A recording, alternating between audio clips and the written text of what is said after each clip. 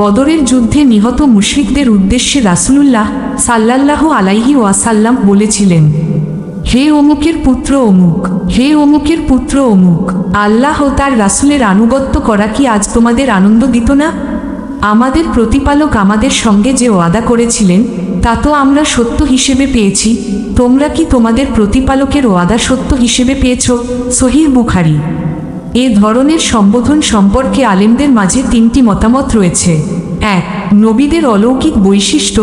এ জাতীয় সম্বোধন আম্বিয়া আলাইহিমুস সালামের বিশেষ বৈশিষ্ট্যের অন্তর্ভুক্ত। আল্লাহ তাআলা অবশ্যই তার নবীদের এসব কথা মৃত ব্যক্তিদের কানে পৌঁছে দেন, যদিও তারা কোনো উত্তর দিতে সক্ষম নয়।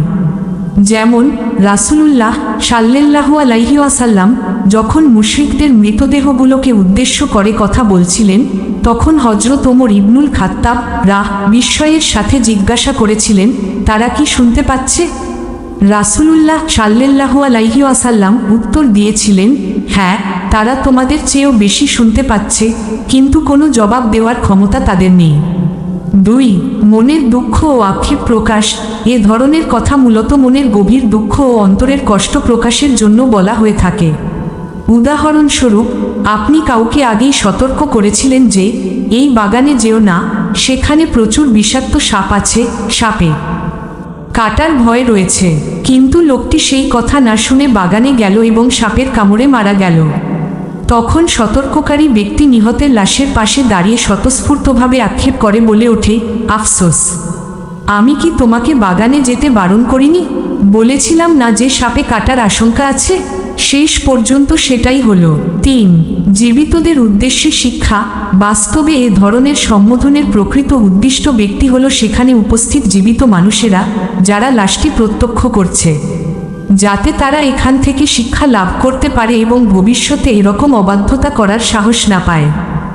এখন সামুদ জাতির অবস্থা ও তাদের ঐতিহাসিক ঘটনা বর্ণনা করাই মূল উদ্দেশ্য, অর্থাৎ কিভাবে আল্লাহ তাআলা তাদের নবী হযরত সালেহ এবং তার অনুসারী ঈমানদারদের আযাব থেকে মুক্ত রাখলেন, আর কিভাবে রাসূলের বিরুদ্ধে অবাধ্যতা ও অত্যাচার করা কাফেরদের নির্মূল করলেন, সেটাই এখন বিস্তারিত বলা হবে।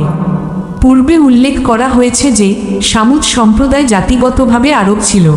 আদ জাতি ধ্বংস হওয়ার পরই মূলত সামুদ সম্প্রদায়ের আবির্ভাব ঘটে, কিন্তু আফসোসের বিষয় হল তারা আদ জাতির করুণ পরিণতি দেখেও কোনো শিক্ষা গ্রহণ করেনি। এই কারণেই তাদের নবী তাদের উদ্দেশ্যে বলেছিলেন, হে আমার সম্প্রদায়, তোমরা আল্লাহর ইবাদত করো, তিনি ছাড়া তোমাদের অন্য কোনো উপাস্য নেই। তোমাদের প্রতিপালকের পক্ষ থেকে তোমাদের কাছে একটি স্পষ্ট প্রমাণ এসে গেছে, এটি আল্লাহর পাঠানো একটি অনুগ্রহের উটনী, যা তোমাদের জন্য এক বিশেষ নিদর্শন। সুতরাং একে আল্লাহর জমিনে শান্তিতে চড়ে খেতে দাও, আর এর কোনো অনিষ্ট করার চেষ্টা করো না, অন্যথায় এক যন্ত্রণাদায়ক আযাব তোমাদের পাকড়াও করবে। সূরা আরাফ ৭৩।